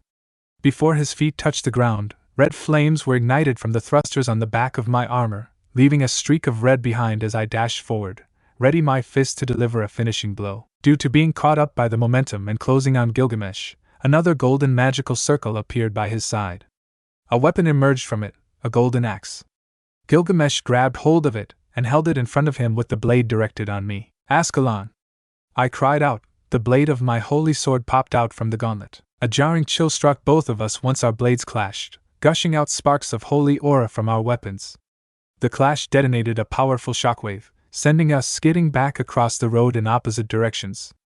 Gilgamesh halted his body from ramming into the containers through the use of his axe. He slammed the end knob of his weapon into the ground to slow down his hurled body.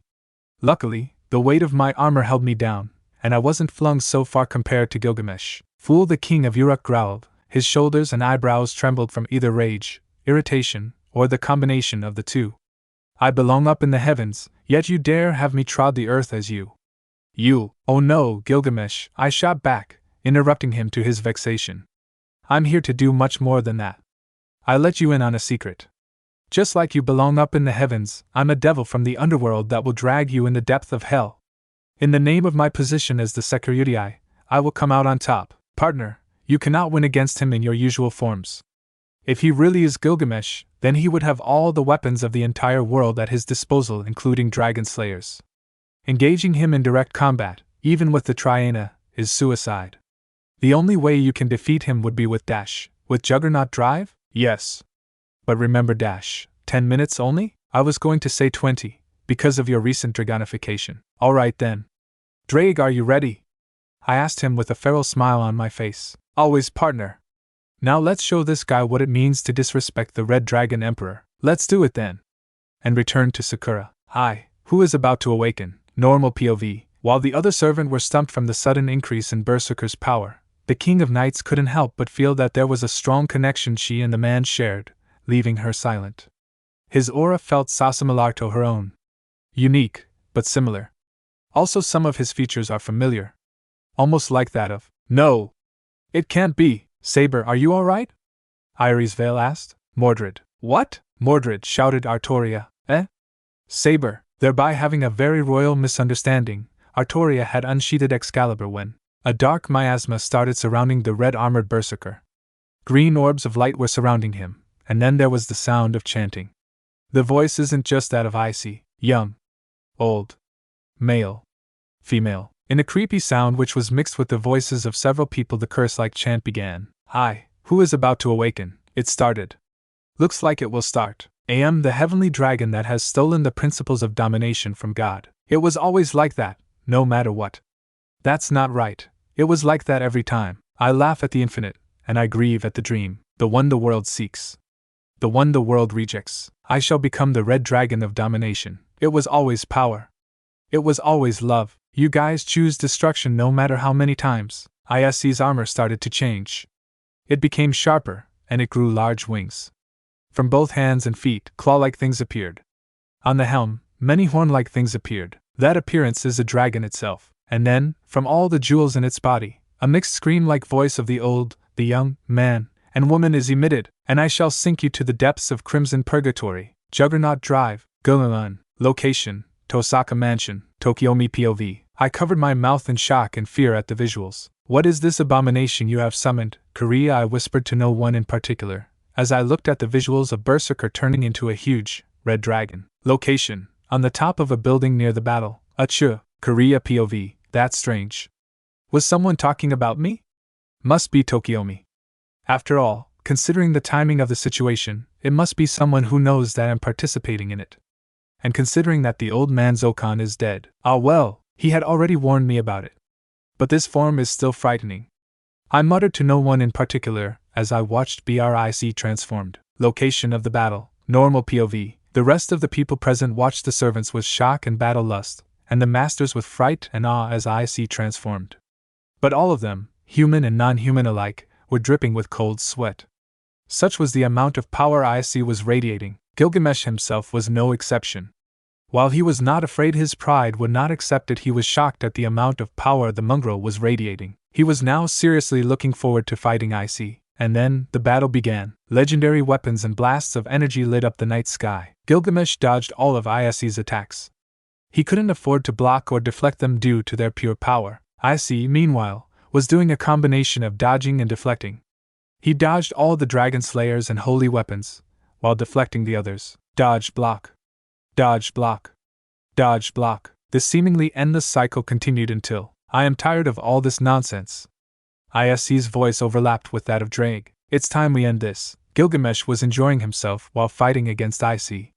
He never had this much fun in a battle, except his battle with Enkidu. He enjoyed it so much that his hate for Issei all but vanished. But he was also of the same opinion as Issei. Agreed, mongrel. You have proved worthy of my greatest weapon. Rejoice, as I am going to end you with this. Saying that, Gilgamesh took out a sword from another circle. It had an abnormal shape that didn't match what would normally be classified as something as specialized as a sword. While it had a grip, handguard, and is the same length as a long sword, the section that should contain the blade deviated from the normal form of an edged weapon. The blade itself and the tip of the sword were dull. It had the shape of a cylindrical, drill-shaped pillar made up of 3 independently rotating segments engraved with crimson cuneiform lettering that spun slowly in alternating directions. Upon seeing that sword, every single master and servant felt a chill going through their spines. Even Ddraig felt it. Issei POV. Partner, this is bad. I don't know what that sword is, but it is very dangerous. Even more dangerous than those holy and dragon slayer weapons he threw at us earlier. The more I look at it, the more absurd its power gets.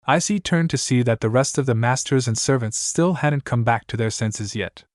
Somehow the figures of legendary heroes slack-jawed with shock was quite amusing. Issei quickly snapped a picture on his smartphone after turning off the flash, of course. Issei didn't make any sound and teleported out of that place.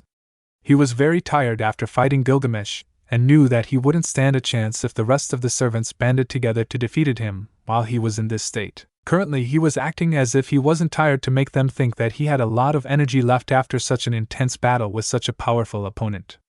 A simple but effective intimidation tactic. He teleported to Kiria's location and was shocked and frightened to see his master had fainted.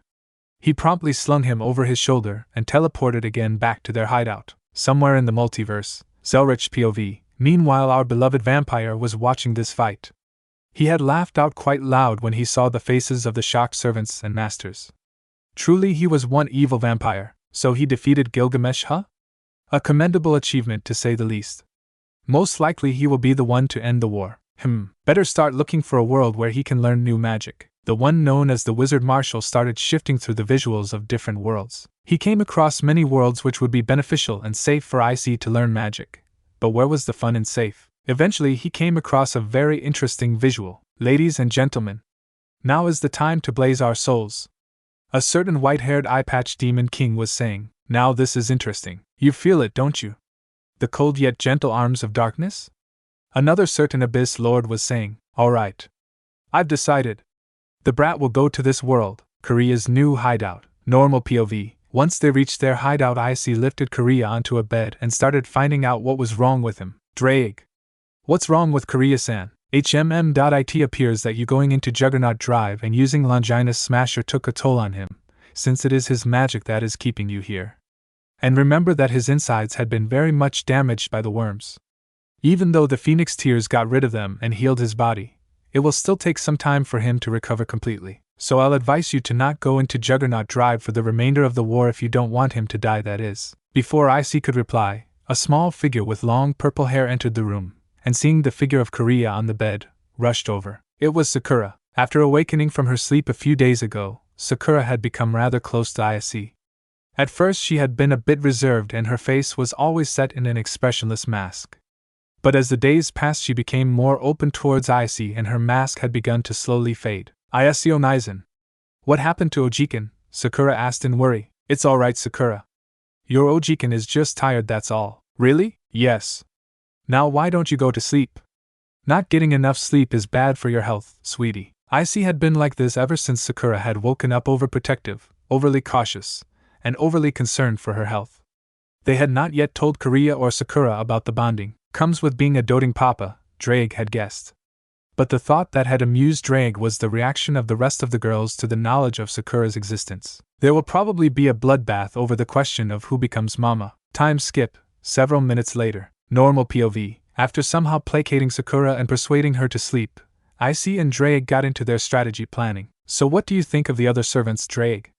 Who are they? Do you want the short version or the long one? The long one. Promise me that you will not look like an idiot when I tell you their names. Issei thought for a moment, and then nodded his head. The assassin is Hasanai Sabah, Lancer is Diarmid Uabenhi, Rider is Iskander, also known as Alexander the Great, Caster is, as I told you before, Gillis de Rice, and Saber? She is the reason I told you to not look like an idiot. Why? Issei asked, confused. Her aura feels a lot like the card that the vampire used on you. A bit too alike. Now guess. Wait. I didn't know that King Arthur had a daughter, exclaimed Issei, looking just like an idiot. Meanwhile, inside the boosted gear, Ddraig face vaulted. That's not what I meant. I was trying to say that she is King Arthur. Wait, King Arthur is a girl? At least in this world. Ddraig deadpan, seeing his host's idiocy. Well, tell me how to fight them. Now listen to me. Do this. Over the course of the next 2 weeks, the Fourth Holy Grail War played out. Because of Issei's less than subtle taking down of Gilgamesh, the rest of the masters naturally banded together to defeat him, to Draig's horror. At least, most of them. Ryder absolutely refused to join the others, wanting to fight Issei one-on-one. Caster was too busy killing innocent children to care. An assassin as well, if only because revealing her continued existence when she was thought to be killed by Gilgamesh would raise many questions. To ensure that Issei would survive until the end, Ddraig underlined a simple yet effective strategy. Act like an assassin. Naturally, this plan was wrought with a simple problem. Issei didn't have an ounce of subtlety, not least because he was a very musclehead. Add to it the fact that he got a Saber class card and he himself was a Berserker. So it was hard work for Issei to do it. It worked, for some weird reason. He was able to evade all of the other servants. The real assassin was defeated by Ryder. On coming to know that Ryder wanted to fight him one-on-one, he naturally went straight to him. It was an intense fight. Not least because Issei couldn't use Juggernaut Drive, Issei came to respect Ryder. The charisma he radiated was one that was expected of an emperor. He was an inspirational figure for Issei. Heck, Issei was even honored to fight him once he came to know of his noble phantasm. At the end of the battle, Issei defeated him using Issei, feeling that Gilgamesh would have done the same. After that, Issei waited for the other servants to finish each other off. It was easy. After all, considering the personalities of the other masters, it was bound to happen sooner or later. Saber and Lancer jointly defeated Castor when his activities came to light, and the arbitrator ordered them to kill him and his master to avoid drawing public attention to the war. Afterwards, Lancer and Saber faced off in a very honorable fight, where Saber managed to defeat Lancer, who went back to the throne with a smile on his face. During the course of these events, Issei chanced upon another more macabre scene. Tokiomi's apprentice Kiritsugu killed both him and his wife using the Azazel blade given to him by none other than Tokiomi himself. Issei, who was hiding the entire time, promptly killed the mad priest. But the damage had already been done. Rin had been left an orphan. Kiritsugu took her in as well. While he was distraught over the death of his lover, he couldn't leave Rin to fend for herself. Rin was as broken as Sakura was when she learned of her parents' death. She became a very reclusive person, not leaving her room even during meal times. During this time, it was Sakura who managed to break her out her shell. Ever since, they were always together, even sleeping together. She was very distrustful of Issei when he introduced himself as a devil, until one day, time skip, 2 days before the end of the war. Location, Korea's hideout, Issei POV. I had woken up with a start, feeling a slight pain in his heart, when I came to associate with Sakura being distraught. Apparently dragons could sense when their bonded was in emotional or physical pain, according to Ddraig. I promptly made my way to Sakura's and Rin's shared bedroom. On reaching the door, I could hear the sobs of both of the girls. A nightmare it seems. Are the two of you alright? I opened the door and asked them. I saw a dream. A really bad dream. One in which I was still trapped in Grandpa Zoken's house, and Sakura answered distraught. Me too. I had a dream that the P-priest came to me after father and mother, and said Rin before breaking down. I wordlessly made my way to the bed and without any words pulled them both in a hug. At first Rin squirmed against me, trying to break free, but I hugged them all the more tighter. Hush. It's alright, you two. There is no need to be afraid, you two. Both of them sniffled and looked up at me. They are not going to come back, okay? Onii-chan saw to that.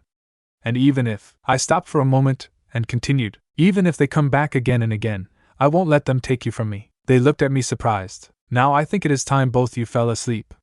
Don't you two agree? I whispered as I gently put them to sleep.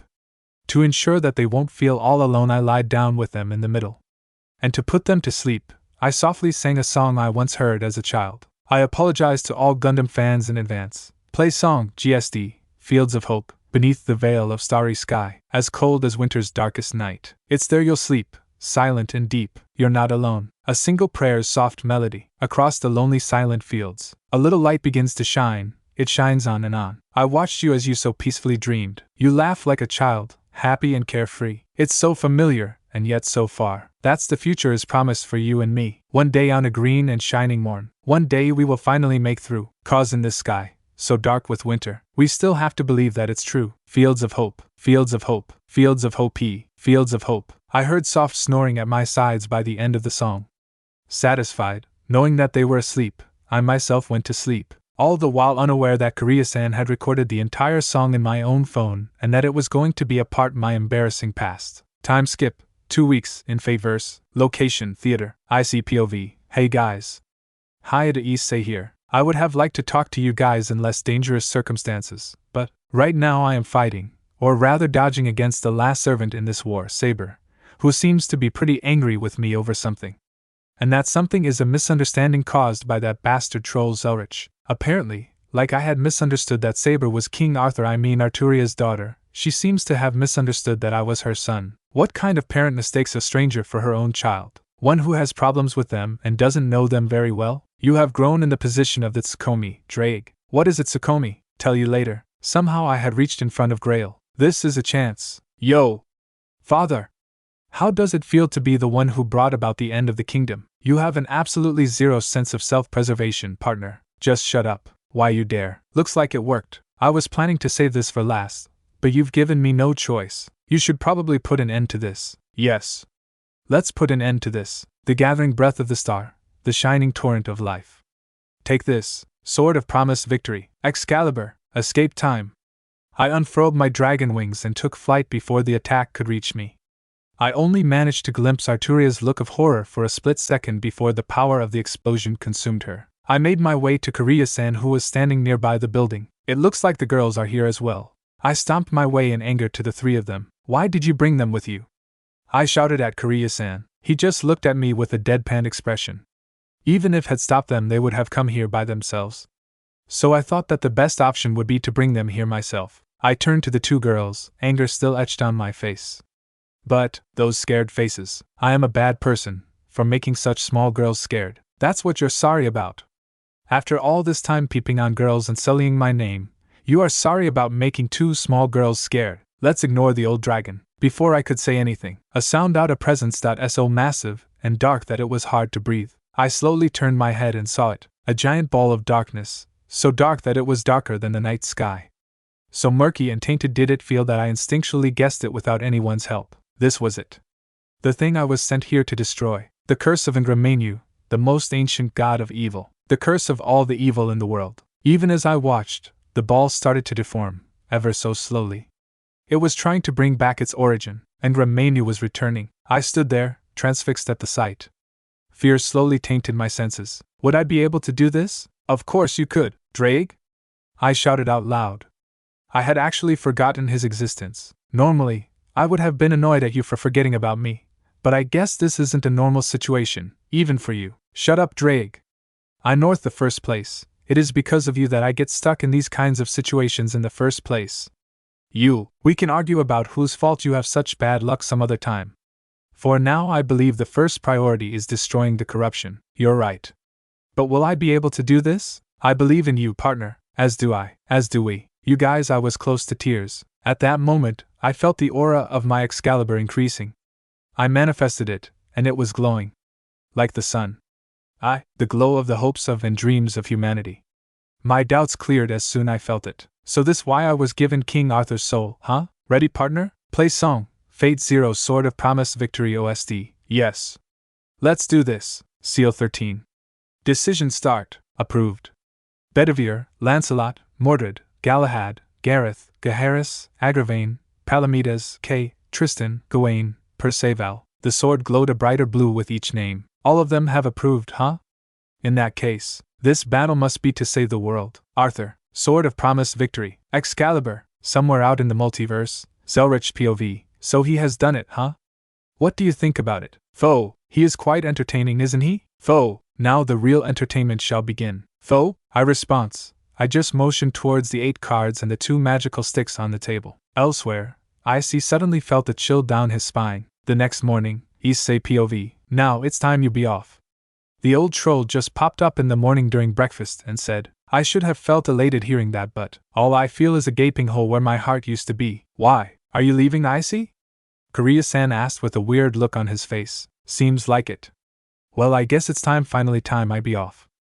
I said as I stood up from the table. I turned towards Rin and Sakura, who were both looking at me with shock mingled with sadness on their faces. I got down to my knees so that I be at the same level as them. Well, I guess it is time I get going, you two.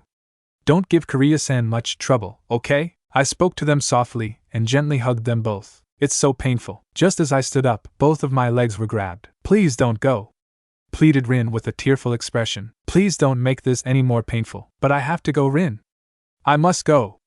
I set out so that I could become stronger, so that I can protect what I cherish the most. Rin looked even more deflated hearing that. Sakura, on the other hand, then can I? The attention of everyone present was on her. Can I also come with you? What is this weird feeling? I promise that I won't slow you down.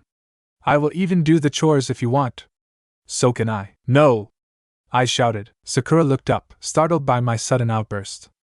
Her eyes were brimming with tears. I had made her cry. I am such a bad person. I turned around to flee into the portal. But before I could even take one step, I was grabbed around my legs by a sobbing Sakura. Please don't leave me. Papa, GUH? Critical hit. It was super effective. I looked down at the sobbing child in surprise. Not only me, but the rest of those present were looking at her in shock, except for the troll, that is. Sakura, just now what did you just call me? She blushed at the slip of tongue. It's just she was fidgeting a lot. See, cuteness overload. It's just that I never had somebody I wanted to call Papa before, so can you be my Papa? Teary, upturned eyes. Hands clapped in front of her chest? Is this the legendary lowly bag pose? But Sakura-tan, please be my Papa. Ga, Mayday. Mayday. The ship HMS Issei struck an impenetrable iceberg. Cuteness is of flooding the cabins. All personnel and asked to abandon ship, but before I could even stammer an objection. Poof, then I want you to be my Papa too. By now, I was sure that the other two occupants of the room were shaking in laughter. Korea-san, to think I thought of you as my friend. Please be our Papa. Under the tearful pleading gazes of the two girls, I gave the and only answer I could. Yes. Such bright smiles. Thank you, Papa. Finish him. Fatality. Normal POV. Afterwards, when Issei woke up, the girls again asked permission to go with him. And yet again he tried to refuse. Keyword tried. Using their new weapon of puppy eyes plus Papa. Papa. The girls were easily able to convince him. Zelretch had thought ahead, however, and introduced them to Fokuin, who would be going with them for their protection. When Issei finally reached their destination, Issei was surprised to see some familiar and unfamiliar people together, waiting for him. And then he said the words many before him have said, and many would say later. Damn you, Zelretch. Normal POV. The last couple of months were not going well for Rias Gremry. Her beloved pawn, and hopefully, future husband, had ran away. Because of herself. Because of her own rash thinking. And as if to rub salt on the wound, her second rook had also left less than 24 hours later, leaving a note that she was going for training. But it was obviously a lie. After all, Rossweisse had been rather cold to them after knowing what had happened in the clubroom. Ravel had disappeared as well. But since she had already informed her parents, and wasn't a part of her peerage, it wasn't much of an issue. What the Gremry heiress didn't know was that a certain wizard marshal had met them and, well, Zelretch. As the day of the match approached, she grew even more desperate. Having a rather small, if talented peerage had been bad enough, having two of the stronger members absent during a very important match against a very strong opponent, which was also attended by more half the underworld population and the various faction leaders, for the express purpose of watching one of said absentees, may the mouse save her. Azazel POV. The day of the raiding game had finally come. What a nightmare! First was that meeting with the perverts Zeus, Odin and Poseidon, who ganged up on me over the fact that I was still a bachelor. It isn't my fault I can't find a good wife. Then, as if that wasn't enough, King of Creepy Hades appeared. Well, now I am on my way to the Gremry peerage waiting room with the brats. To tell you the truth, I am still angry with the brats over what they had said to Issei. I had come to recognize him as my son, similar to Vala, but unlike a said Hayakuryuku, I can give him pointers on being a downright lady killer, and expect him to absorb them like a sponge. Speaking of which, I really hope that he comes on time today. Explaining to Zelretch was bad enough, thank you. Now where was I? Oh yes. I was on my way to the waiting room with the brats. As we neared it, Sensei, will Issei-san really come back today? I don't know, Asia. He said that he would, and I trust him. That's all. To tell you the truth, it's a bit hard to stay angry with Asia. Her loneliness as a child, combined with her optimistic outlook and true innocence, makes it hard to hate her. Even as she looked close to crying due to my answer, I was feeling a bit bad for even thinking those words. Looks like even with thousands of years of life experience, I still have a lot to learn. We had just reached the room and I was just reaching for the doorknob when chills. My life experience of over 1,000 years, combined my experience in the Great War, along with my instincts, started screaming at me to run away from there. That there was a great threat behind the door. I looked back and understood that the entire team had gone stiff and were sweating like crazy even as they readied their battle stances. I could see their legs trembling. At least they've got guts. I gestured at them to be on guard, and opened the door in one go. At first we didn't see anything out of the, until we looked around, that is. What she caught my eyes was a vast expanse of pure white fur, which was moving in a rhythm as if it was breathing. Then I saw the face, a truly scary face. What can only be described as a giant wolf on nothing but steroids was staring back at us when I opened, as if we were nothing important. For some reason the thought stung. Are you guys just going to stand there or are you going to get inside? Huh. Whew. Only then did I notice the hand that was petting the wolf's flank. Was it just me or did that voice sound familiar? As I looked to the side, yo, sitting there without any sign of discomfort, and petting the wolf was Rossweisse sensei? Is it just me or did that just sound like a question? Rias-san? Indeed, sitting on the couch, without any care in the world, was Rossweisse. But there were something differences. Both physically and otherwise. Even while sitting, it was clear that she had gained some height. Her muscles had become more defined. Not to the point that they became bulky and unappealing, but visibly more defined. It even seemed as if she had somehow gotten even more beautiful. She looked like someone who had gone for a whole year rather than a couple of months. She looked more like a mature woman than a teenager. While we were still gawking at her, she had somehow fetched a can of beer and was opening it. What do you think you are doing, Rossweisse-sensei? Rias asked with a frown. Rossweisse looked at us, mischief clear in her eyes. Wait a minute! Rossweisse, the Valkyrie who is so strict and uptight that she can't ever get a boyfriend. That Rossweisse looking at us with mischief? Oh no! She sensed that. What impressive killing intent. I would seriously need to go to the bathroom if she keeps on glaring at me like that. Me? I am going to drink this beer. What else? No! I mean, you are weak to alcohol, right? You shouldn't be drinking, sensei. Not before such an important fight. Nonsense. The match will begin only after a couple of hours. And besides, I'm not all weak to alcohol. Now watch me. Before Rias could stop her, she chugged down its contents in one go. What confidence. We waited for the inevitable drunken rant. Only for nothing to happen. Her cheeks weren't even red. Is it just me or is that wolf thing smirking at us? Sensei, wasn't that beer? Asked a slightly stunned Irina. After all, she had been one of the people, including myself, who had seen Rossweisse in all of her drunken glory in Kyoto. Yes, it is. Want some? And no, sensei.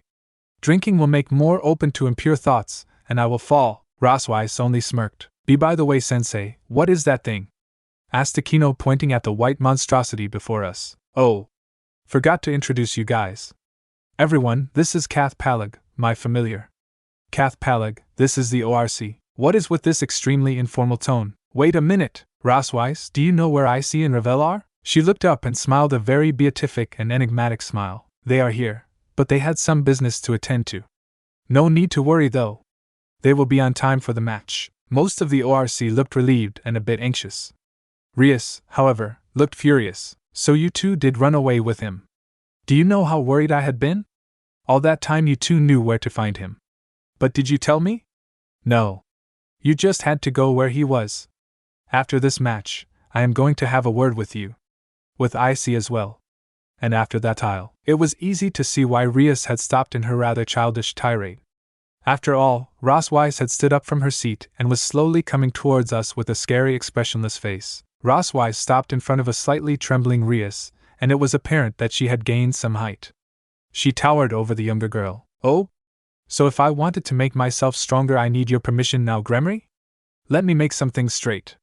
First off, you don't have the power to command me. As if to make that more apparent, Rossweisse loosened a bit her aura, which easily eclipsed Rias' own. The rest of the ORC had trouble even to stand straight. Even as they entered their combat stances it was easy to see their sweating and the trembling limbs. Second, I didn't know where Issei was until the moment of my arrival there. Nor did Ravel. We were sent there by a certain troll. Third, do you really think that you still have the right to order Issei? When we met up with him, he had a hard time not looking at us with fright, never mind the fact that we didn't do anything to him. It was all you and your entire peerage, along with the self-proclaimed angel standing over there. You made his trauma worse. You nearly destroyed him with your little stunt. If it weren't for Ddraig, he would have gone into Juggernaut Drive just to die. The dragon told us later on. Rias couldn't take it anymore. She was taking multiple steps back with a horrified face. Tears were trailing down her face. The rest of the club were no better. Then with a voice colder than the winds of the Arctic Circle, she uttered the forbidden words. You are a failure as a king, Rias Gremory. That was the final blow. Rias had lost all of the fight in her body, and her knees gave out beneath her. She just sat there, tears trailing from her eyes. She didn't even have the strength to cry out loud. Even as I believed that she needed that, I couldn't turn away from my student's pain, so I called Rossweisse to a different room. I waited till Rossweisse had closed the door behind us before I began. Was that really necessary, Rossweisse? What was? You know what I mean. What were you thinking scolding her like that? Can't you see that she went into a breakdown? She is in no fit condition to lead anymore. Do you want her to lose against Serorg? Rossweisse just looked at me with an ever-present smile on her face. Where have I seen that smile before? What is this I see? A serious Azazel who cares? Since when did you start caring for Gremory so much? You know that she needed that reality call and don't bother lying to me. Besides, the truth shouldn't hurt them for too long. I knew at that moment that there was no reasoning with her. So I decided to change the subject. By the way, why did you call Rias with her family name just now? Her smile faltered and turned into a sad one. As I said, by the time Ravel and I met up with Issei again, his trauma had already turned worse. He would flinch if we're to touch or talk to him. It wasn't a problem if he was unconscious or something, or if he were to initiate it, if a bit hesitant. Not only that, he always had a guard on whenever we were with him. It slowly melted away, but still it was painful for all of us. Afterwards, though, the rest of us started to get through to him. Especially Ravel. She is practically what you would call the legal wife. He is happy right now. We are all happy right now. But still, I will never forgive Gremory for what she did to my Issei. Even if he were to forgive her, I would never be able to. Not even if I lived to be 10,000 years old. Ah, so that is the problem. How sad. Wait a minute, Rossweisse, did you just say your Issei? Did the Virgin Valkyrie finally find herself a boyfriend? Isn't this a cause for celebration? Oh, just shut up, Blade Governor. What? Should I complete it for you now? Damn that smirk, blazing shining aura. Wait. Stop. Don't remind me. Damn that sadistic smirk. Oh, I won't tell anyone, Blade-san. By the way, though, she looked back from the now open door. First, it is no longer the Virgin Valkyrie. Second, Issei is not my boyfriend, he is my fiancé. I only got a glimpse of silver on her left hand before she closed the door on my face. Thanks for watching this video. You really enjoy this video. Like, subscribe, and comment down below, and turn on that bell notification. Don't forget to support and follow Saber of Red for writing that awesome fanfic, and also make sure to comment on this story, link in the description. See you in the next video. Goodbye.